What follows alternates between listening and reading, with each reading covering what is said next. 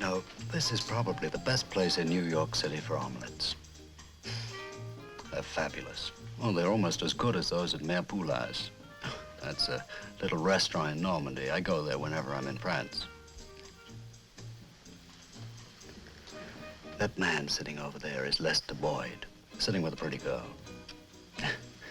He's a newspaper reporter, and a darn good one. Dedicated, sincere, honest. And as far as I'm concerned, he only has one fault. He honestly believes that the pen is mightier than the sword. My idealism doesn't go quite that far.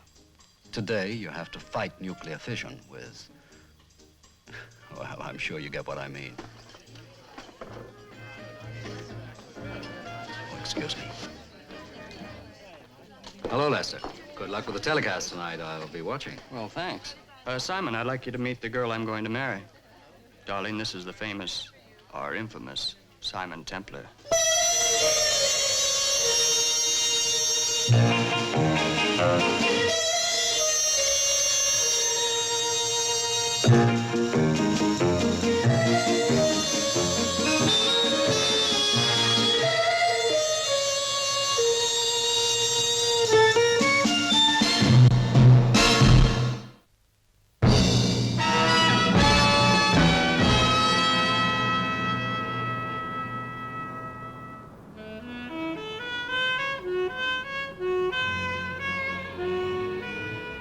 And therefore, tonight, I go on record.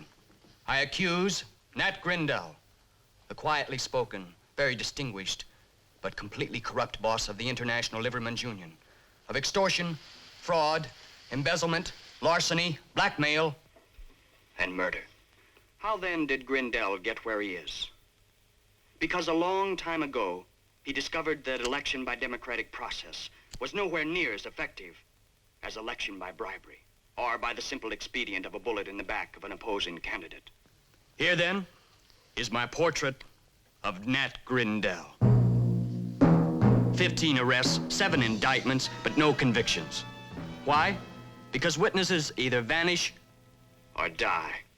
On my show tomorrow night, I'll give you facts and figures. I'll prove to you that Nat Grindel has taken the trust placed in him by thousands of hard-working union members and perverted them to his own personal end. How much has he got on you, Nat? Quite a lot. You don't seem very worried. I'm not. In exactly 30 minutes, Lester Boyd will be dead. And on behalf of the New York Evening Herald, this is Lester Boyd saying thank you for watching and good night. Okay, Mr. Boyd. Well, honey, how'd I do? You really want us to tell you? Well, I want Jenny to tell me. Good or bad? Good for the Herald. Bad for Grindel. And worse for you. What have you been telling her, Fernick? Listen, Boyd, Grindel is dangerous. If you think he's just going to sit back while you put a noose around his neck, you're either a fool or a nut. Leave it to the police. We'll pin something on him sooner or later. Oh, sure. But how soon? Or more to the point, how late? Listen, Fernick. You too, Jenny. I'm no fool and I'm no hero either. I know Grindel will try to destroy me before I've had the chance to destroy him. But the fact is, I'm the only guy who can expose him, smoke him out in the open. And as scared as I am, oh yes, I'm scared, all right. I got to go through with it. I can't quit now. I just can't. All right, Boyd. It's your neck. I'll give you all the police protection I can. I'll wait for you outside. Thanks, Frank. What for? It's my job, isn't it? Oh, and Boyd. Yes? Good luck, anyway. Come on, honey. It'll be all right, I promise. Darling, it'll be over in a couple of days.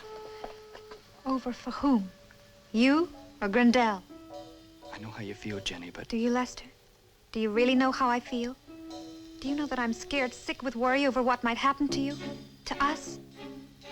Lester, I don't care what Grindel is or what he's done. All I care about is our life together.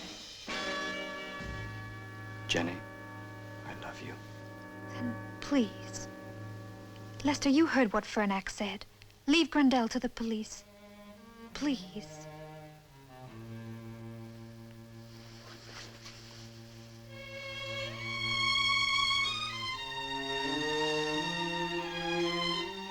It's getting late, and I got an article to write.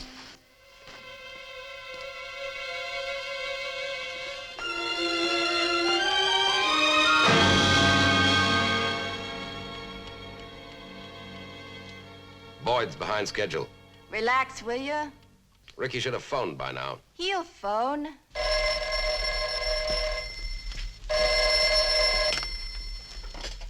Yeah? I think he's just arriving at his apartment now.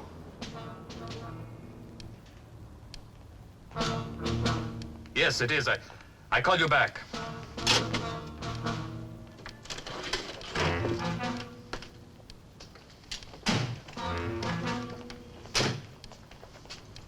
My boys will go up with you and give your apartment the once-over and then stay outside the door for the rest of the night, okay? Fine, thanks.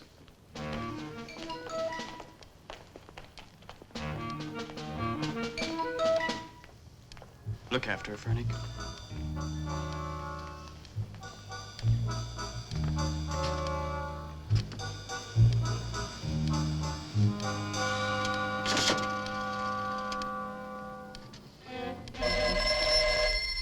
Hello?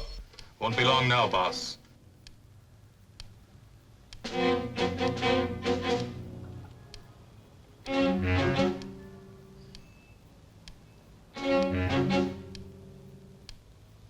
About 30 seconds at the most.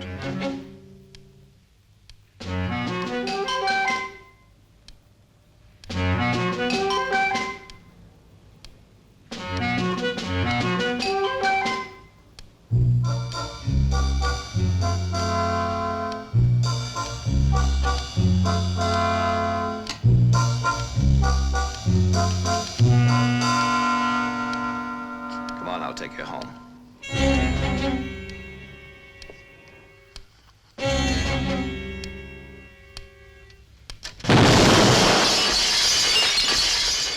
No!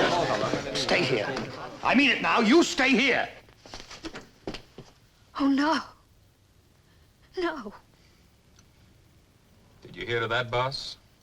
Yeah. I heard it.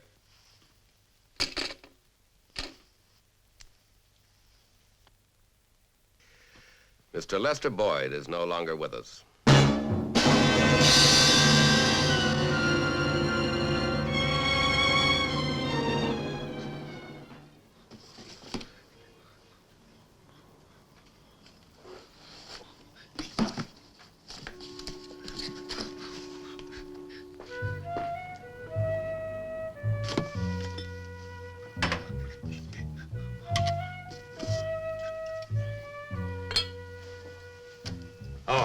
Just clearing out the dead men, boss.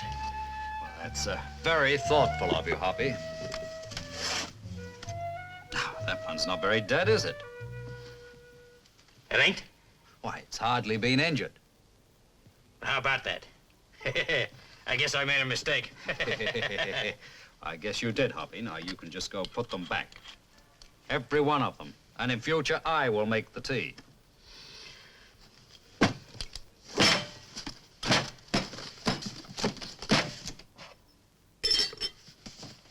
Okay. Try to do a guy a favor, and what happens? Just because you want to sling a few empty bottles in the garbage, he thinks you got an inferior motive. Ulterior, Hoppy. Yeah, that too. Anyone to think I wasn't to be trusted.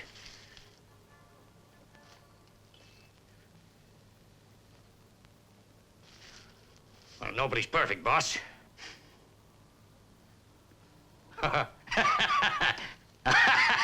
Hey, you ain't sore at me. No, Hoppy, I'm not sore at you. Now, how about rustling out some hot coffee, huh? Okay, boss. As soon as I put the bottles back.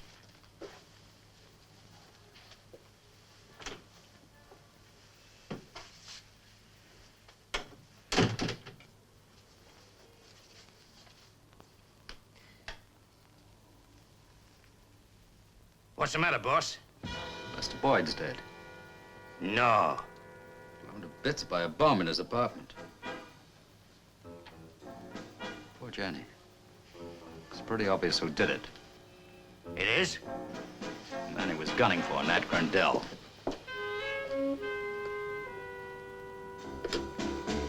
And why don't the cops haul this guy in? Because he has 10 lawyers keeping his murders legal. What are you gonna do, boss? I'm gonna take over where Lester Boyd left off. Hello, New York Evening Herald. This is Simon Templar. I'd like to speak to the editor, please. Mr. Templar, do you know Victor Reisel? Personally, I know of him. He's one of the best reporters New York's ever produced. A few years ago, he got acid flung in his face for trying to do just the same thing. Now, Lester Boyd is blown to bits. And you want to take over where he left off? That's the general idea. Why? Maybe I'm a frustrated reporter. Well, maybe you hate Grindel's guts just as much as I do. Mr. Clinton, is it a deal or isn't it? I don't know. You know, you have the reputation of being a man who takes the law into his own hands. Now, I don't like that. Meaning that you don't think that I'm convinced that the pen is mightier than the sword? Well, are you? No. Now, personally, I think if you put a bullet into Grindel's back, you'd be doing the country a favor. Only that's not what I want. Now, I'm running a newspaper. I'll go along with anything you like to write. I'll even risk a libel suit. Only I don't want any violence, understand? Perfectly. Will you give me your word of honor that you won't physically attack Grindel in any way at all? Absolutely. Okay, welcome to the staff of the New York Evening Herald. Thanks. Now, where can I get hold of background stuff on Grindel? Boyd's notes. You can't. Why not? Boyd's files were burned. The explosion set fire to his apartment. Well, could you keep that a secret? In fact, could you run a news item saying just the opposite? The Boyd's material is safe in my hands. Well, yeah, I think we could do that. Only take it easy, Templar. I'd hate to run your first byline in the obituary column. I wouldn't like it either. Anything else I can do for you? No, that's all. I'll be seeing you. Yes, Mr. Clinton. Call the television studio and have them run some station breaks. Saying what? That the Lester Boyd show goes on the air tonight as usual. Same time, same subject, only with Simon Templar in the chair. Templar? Isn't he the one they call? That's it. The Saint. Gee, boss, you on television. Why, you could become a big star. Another Jack Benny, another Bob Hope. Hey, another Mr. Jelly Wobbly. Mr. Who? Mr. Jelly Wobbly. Ah, he's a big fat old guy who does a kid show. Well, he's my favorite. Hoppy, with all due respect, it's just not me. You understand? Oh, yeah, sure, boss. Now, if I hear another peep out of you before I finish this script...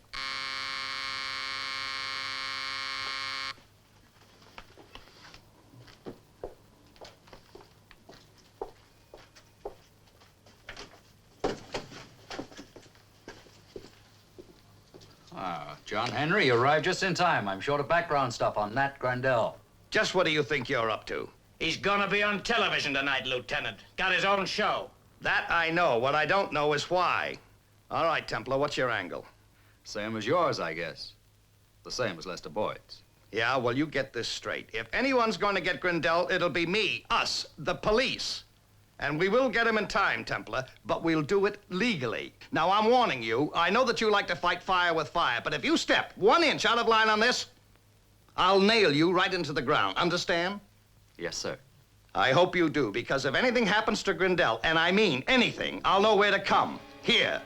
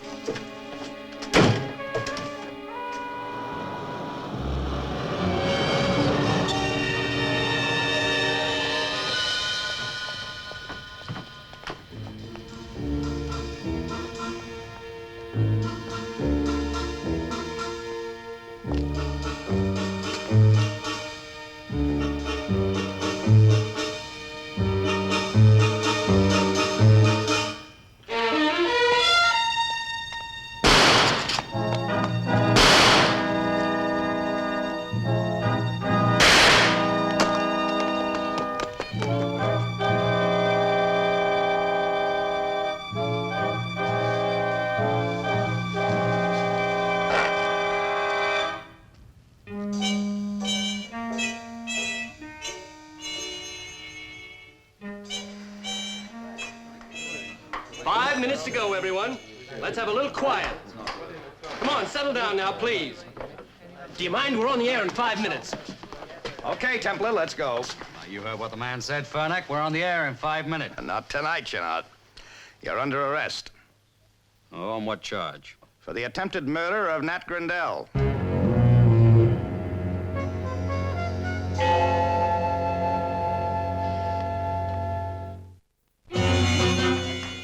All right, Templar. You can talk as much as you like, but tonight somebody took a shot at Grindel, and you're the only man in the picture with enough nerve to do it. John Henry, you're wrong. In the first place, I don't shoot people down in the street, not even creeps like Grindel. And in the second place, if I did stoop so low, I wouldn't miss. And in the third place, that kind of setup is just not me. It's too crude. It lacks finesse. Hoppy, you know me pretty well. Wouldn't you swear unequivocally that I'm incapable of an assassination attempt, displaying so little artistic integrity? Oh, I wouldn't say that, boss. Why not? I don't know what it means. One thing I haven't told you. We've got your gun. What? I found it myself on the sidewalk opposite Grendel's apartment. You're sure it's mine? Don't you have a permit for a Beretta 32? Mm-hmm. Well, that's what we've got. Records are checking the registration numbers right now. Which will be listed under my name. Well, if it isn't, you'll have my most abject apology. Fernick, when I start making that kind of mistake, you won't have to come and arrest me. I'll come down to HQ and give myself up. Call for Inspector Fernick. Here. Fernick. Yes. Okay. Thanks. Bad news? The gun isn't yours. Oh, John Henry. How about that abject apology? Drop dead. Come on, boys. You'll make captain of detectives yet? You may be off the hook at the moment, but what I said earlier still goes. One step out of line, and you'll get it. Yes, sir. Oh, John Henry. As a matter of interest, whose gun was it? Lester Boyd's.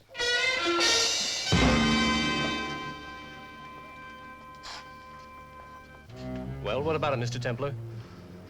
Fine. Ricky, you're absolutely certain you didn't see who fired that shot? Yes. You didn't see anybody at all?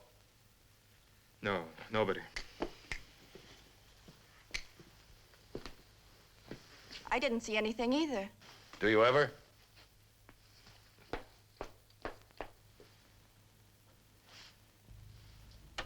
I know I have enemies. What man in my position hasn't? Helps to know their names, though, don't it, Nat? Otherwise, you get scared. Verna, you're thinking again. That's not what I keep you around for. Good evening.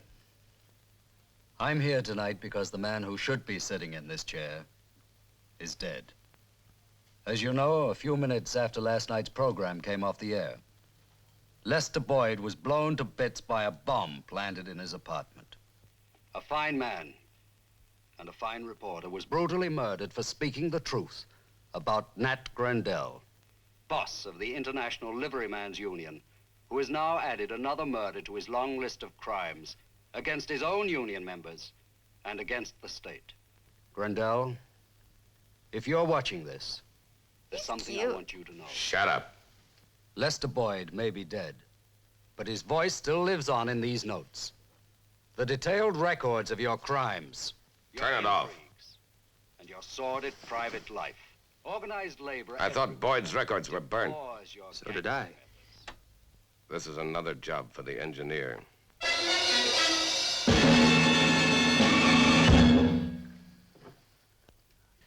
Gee, boss, you was great. You really was great. Yeah, thanks, Hoppy. You've said that before. Sure was a big night. Sort of night for a celebration, know what I mean? Yeah, I think I get the message, Hoppy. You feel that tonight's birth of a great new television personality warrants a baptism in alcohol, right? Oh, no, boss. I just think we should open a bottle. Go ahead, Hoppy. Oh, thanks, boss. But just one glass, mind. Just one glass. We've got work to do tonight. Oh, sure, boss. Just one. Now, what we have to do, Hoppy, is figure out our next move.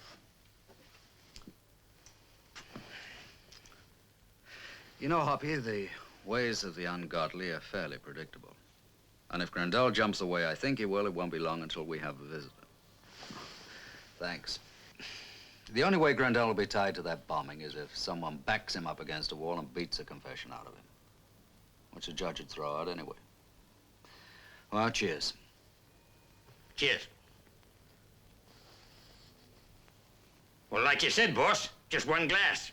That's a glass. Oh, gee, don't be like that, boss. This has been a big night. Hold it.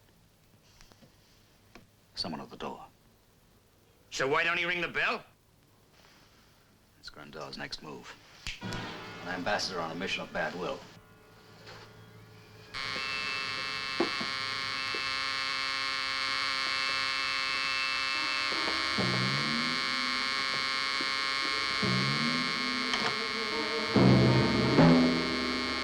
Jenny. Mr. Templar, I have to talk to you.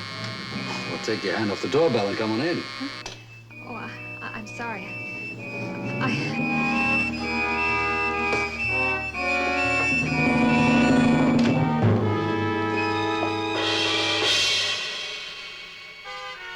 Call Dr. Grant. The number's on the pad.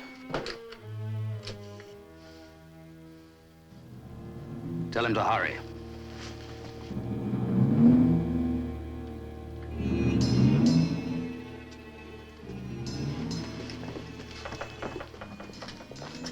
Well, Dr. Grant, how is she?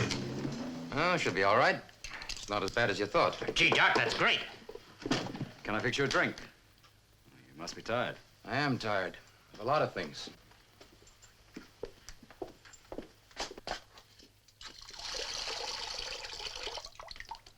What did that mean? Who applied the compress? I did. Very neat job. Do you mind telling me about this? About half an hour ago, the doorbell rang. I answered it. It was Jenny. She passed out in my arms. You know her well? Not well exactly. I only met her once. You realize I'll have to report this to the police. I know the routine, Doctor, but in this case, I'd be grateful if you didn't. Unless you want to send your patient to jail. You see, until yesterday, Jenny Hallam was engaged to Lester Boyd. Mr. Boyd? You knew him? I knew of him. I admired him very much. I guess you know how he died. Yes. I read the papers. Somebody planted a bomb in his apartment. Nat Grindel. Can you prove it? No. Oh, he doesn't do anything personally. He hasn't got the guts, but he was behind it. Oh, I know it. The police know it. That's why, to avenge the murder of the man she loved, this poor kid took the law into her own hands. And earlier tonight tried to kill Grindel. In the shooting, she got a bullet herself. Well, I'll drop by again in the morning. Doctor, nobody respects the ethics of the medical profession more than I do, but in this... I'm afraid we won't be able to move her for a couple of days, but you know how it is with pneumonia. Thanks. Good night, Simon. Good night, Doc. Boss, we should ought to get another doctor fast. Why, Hoppy? Pneumonia. He must be crazy. Even a vet would know better than that. Hoppy, you missed the point. The doctor was obliquely trying to pass on the information that... Skip it, Hoppy. Right now, the important thing is to get a line on Grindel's next move. If he has issued an order for my execution, I'd like to know how, where, and when. So how do you find out? Well, it's simple, Hoppy. After a good night's sleep, I shall go see Grindel and ask him. Oh, yeah. I never thought of that. Ask him. Ask him.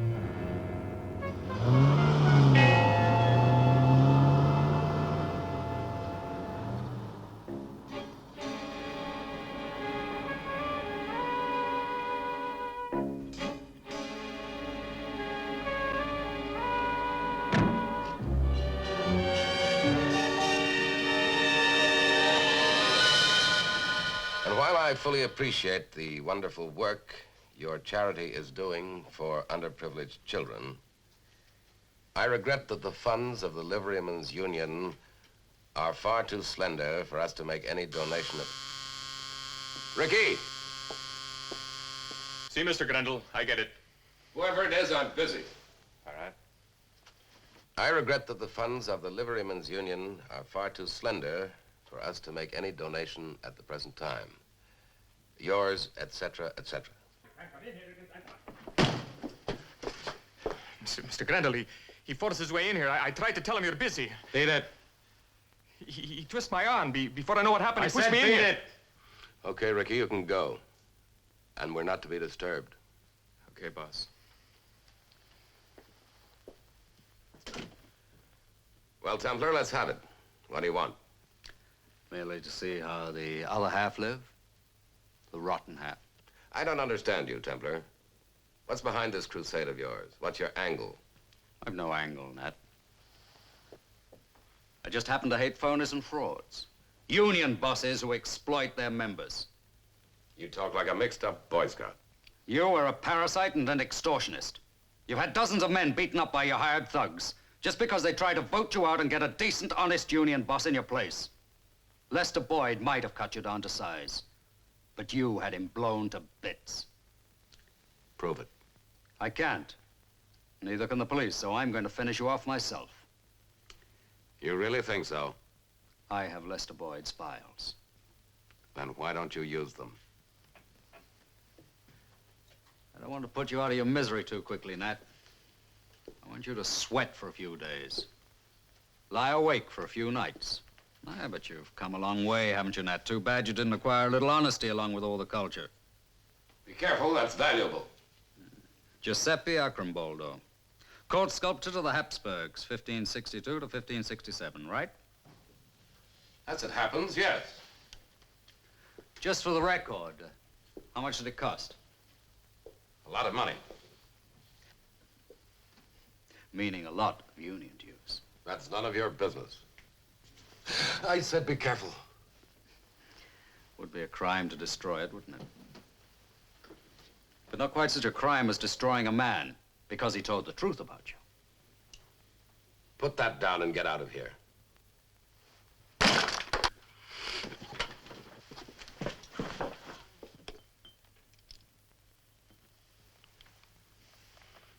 You maniac! You destructive maniac!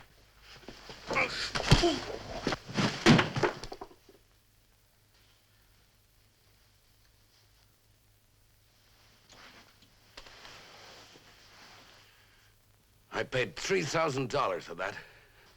You were taken. It's a fake. It was a copy done in Rome by Alfredo Romani. Otherwise, I wouldn't have broken it.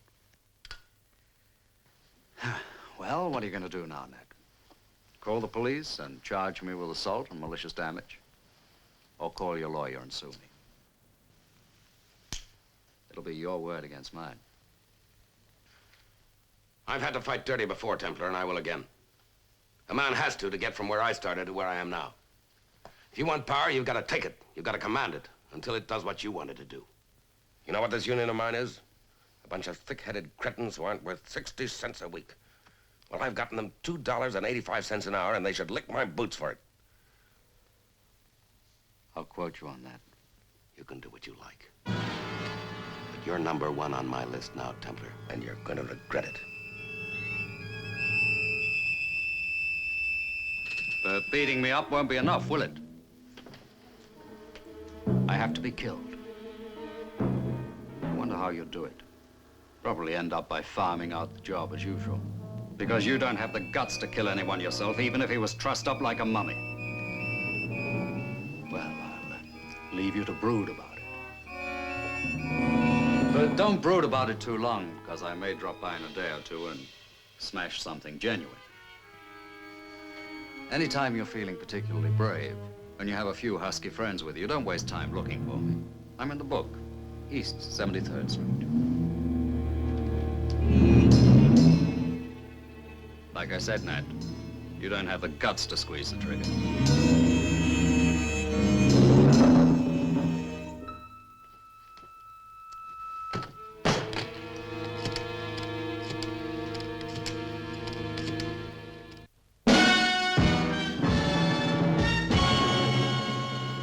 I keep telling you, for a stiff jaw, ointment of chamomile. Yeah, well, never mind about that. I want you to do something about Simon Templar. Oh? Like Boyd, perhaps? Or do you want to do something different? Well, Herman, for personal reasons, I want to pull the trigger myself on this one. Can you fix anything that'll operate by radio? Nathan, you are asking for the very latest idea I am working on. A couple of days ago, a fellow comes into my shop with a model airplane that he wants me to repair. And it is radio controlled, so he can fly it 2 miles away. So naturally, I find out where he gets it, and I put it in stock. How long will it take to work? This can't wait for weeks while you're experimenting. No experimenting is necessary. I would not talk to you about something I could not make work. You come to my shop tomorrow, and I give you the demonstration. Don't forget, ointment of chamomile.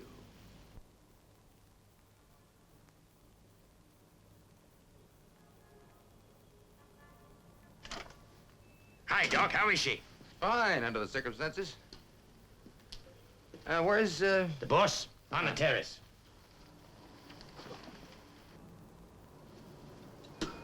Hi, Doc. You a ham radio operator? No, not really. How's Jenny? Nearly as good as new. She can go home tomorrow. Good. By the way, will you send me the bill for this? There isn't any bill. I like Lester Boyd, too. Oh, that's very decent of you. Forget it. By the way, she'd like to see you. Oh, fine. Don't stay too long. She's still pretty weak. 5 minutes. Hoppy, you see the doctor out? Sure, boss. Goodbye, Doc, and thanks for everything. You're welcome.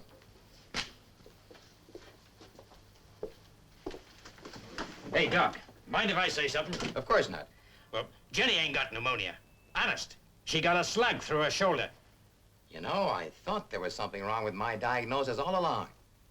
A bullet, you say? Yeah. Well, that's life. Mistakes will happen.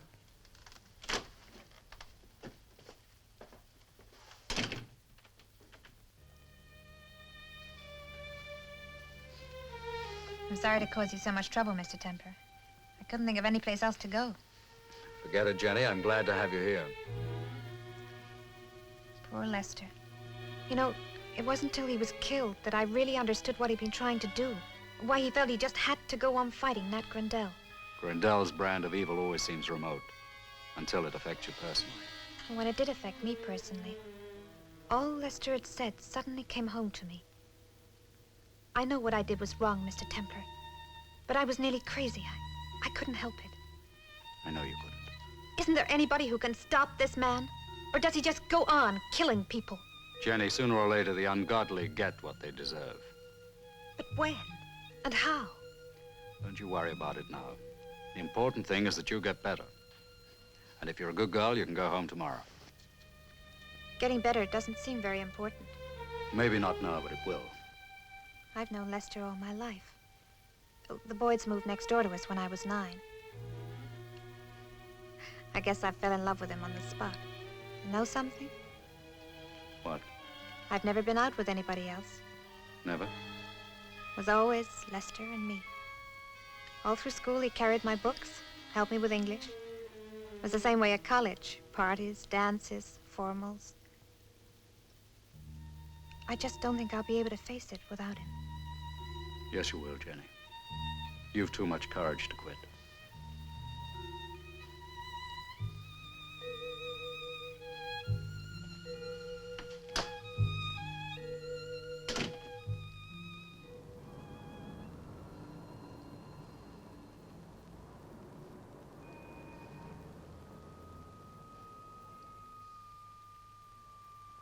How does it work, Herman? Oh, it's beautiful, Nathan, and so simple. This is the transmitter, and this, the detonator. I show you.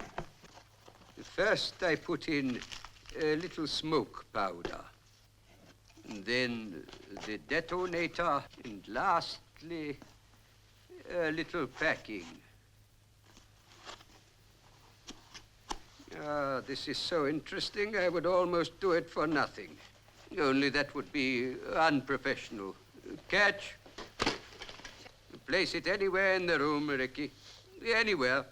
Well, come on, Ricky. It's only a can of smoke powder. Now, that is the bomb in Simon Templar's apartment. This is you in your apartment. First, you check the frequency for absolute accuracy. And then, When you are ready... This had better work, Herman. It will. There you see, Nathan. As always, it works. Good. Very good.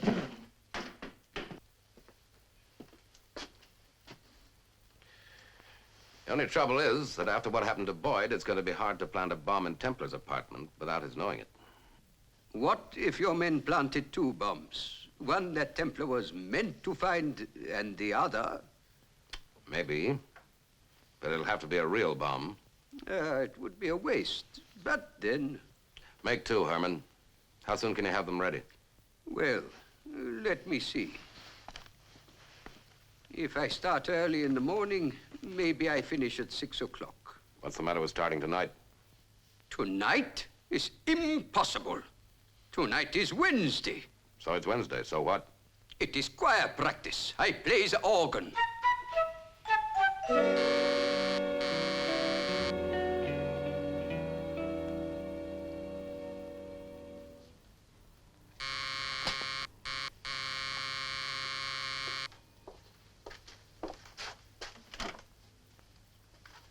Telephone company. Your phone's out of order. Who says? Well, we do, sir. Wait a minute.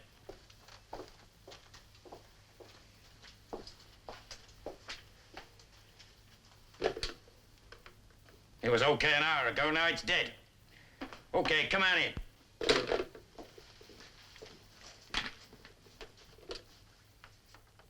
Any extensions? Yeah, two. One in the bedroom, I'll show you.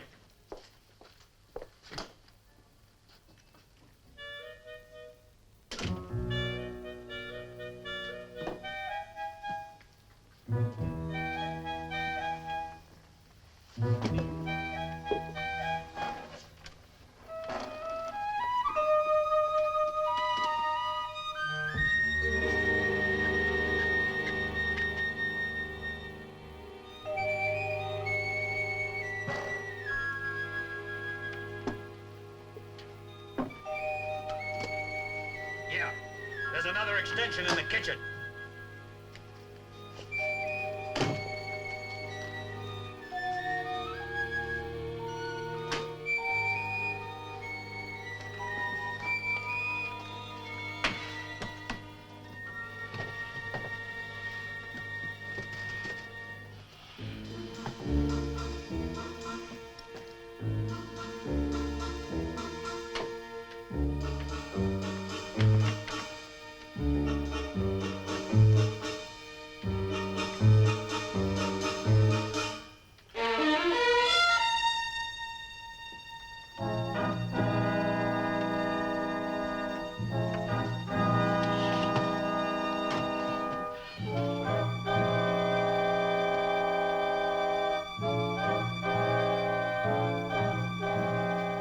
Nothing here, Ed.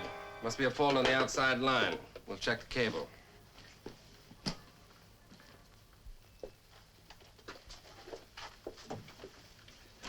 Sorry to have bothered you, sir. No bother. We'll have it fixed in a few minutes. Thanks.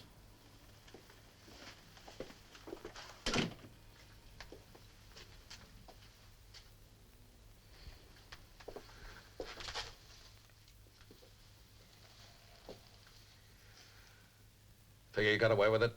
Boss, it was a cinch. We cut the wire before we went into Templar's apartment, spliced it together after we left. It was the easiest $200 we ever earned, right, Ed? Right. When do you think you're going to use it, boss? Tonight. As soon as the engineer delivers the transmitter. Hey, boss, what gives? You've been fiddling with that thing for the last 2 days. Hoppy, a fiddle a day keeps the mortician away. Oh, no. You got it wrong, boss. It's, an apple a day, keeps the doctor away. Yeah, Hoppy. Now, tell me more about those telephone repairmen. Boss, nobody fools me, you know that. They got identification, the lot. The works. And the phone really was dead. I tried it. What? They was only here maybe 3-4 minutes. Then they said it was the cable outside, maybe. So they went out and must have fixed it, because the next thing I know, the phone works fine. Hey, boss, you think maybe they wasn't the genuine article? About as genuine as a Japanese diplomat the day before Pearl Harbor.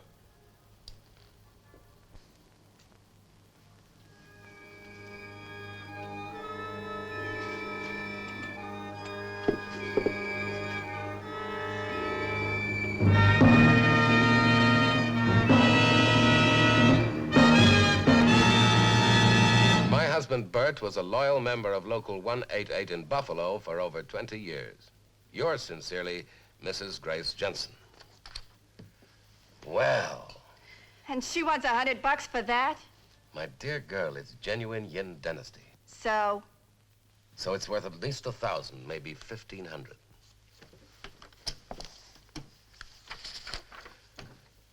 Mrs. Grace Jensen, 76 Wellington Avenue, Buffalo, New York. Dear Mrs. Jensen, I am indeed saddened to hear that the widow of Bert Jensen, whom I knew well, is in financial difficulties. Be right with you, Herman. There is no hurry, Nathan. Financial difficulties. You While plug the this in mails somewhere. you sent me is only a poor copy of the genuine Yin dynasty, I will be only too glad to help you out. I enclose my personal check for $100. Yours fraternally, make that 150. Yours fraternally, etc., etc. A real sport, aren't you, Nat? With widows yet. Well, where are you going? A movie. Stay here. I don't feel like being around you very much, Nat. And I certainly don't want to watch that. Now, don't get me sore, Verna. I might kick you out. Just remember, you don't look like you did 9 years ago. You want to know something? You and that Yin dynasty got plenty in common, too. Dumb little broad. Come on, Herman, does it work? Of course. That is, if your men did their job properly. It was a cinch. One hidden under the table where he couldn't fail to find it. The other one's behind his television set. Oh, it's lovely.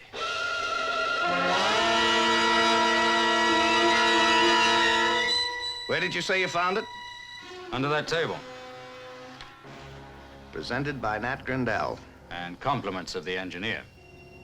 Well, we can always trace this. Have you ever been able to tie anything to him that way? No, but there's always a first time. Oh, supposing you are lucky. You think you'll get Ubalash to talk? He'll never say who hired him.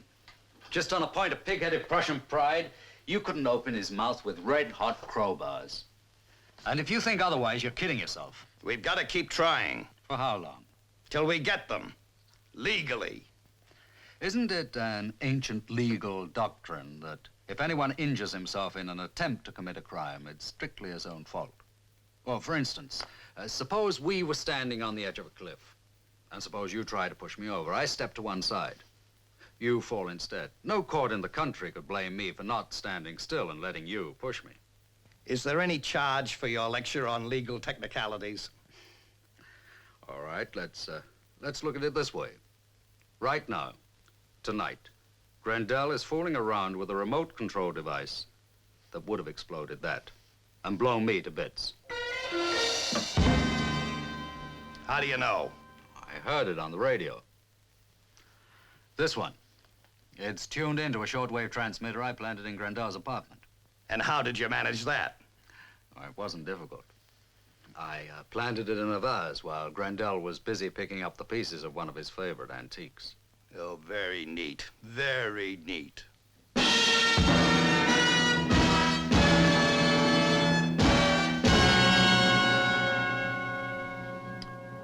Well, here goes.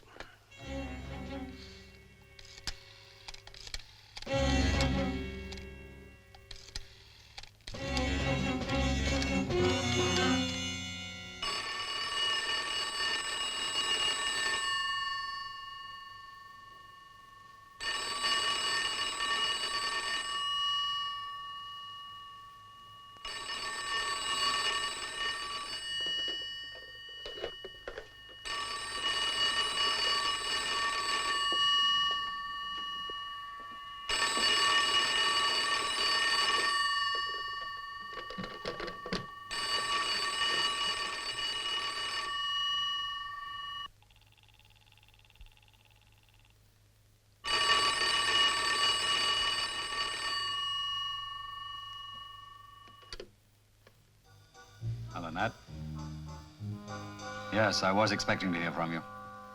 Do you remember telling me that I wouldn't have the guts to kill you myself? Yes, I remember. Well, I just wanted you to know how wrong you were before you died. Nat, I'm giving you a fair warning. Don't do it. Don't try it. It's too late, Saint. It's too late to beg. Don't try it. I found the other bomb. Don't do it, Nat. Don't do it. You're making the biggest mistake of your life. Don't try it. I found the other bomb.